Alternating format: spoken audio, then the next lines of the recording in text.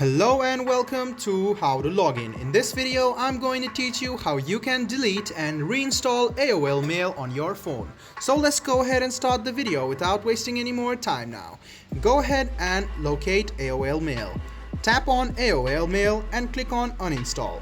After that, click OK. After a while, you can notice that AOL Mail will now be uninstalled from your phone.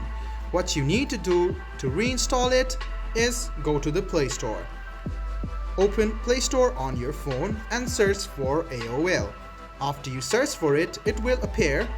Tap on AOL and click on Install.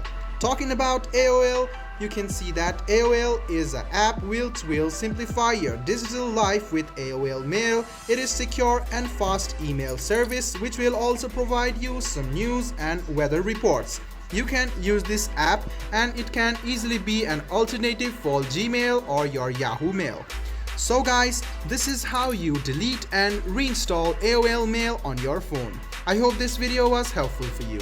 If you still have any kind of confusion, please do mention us on the comment section down below.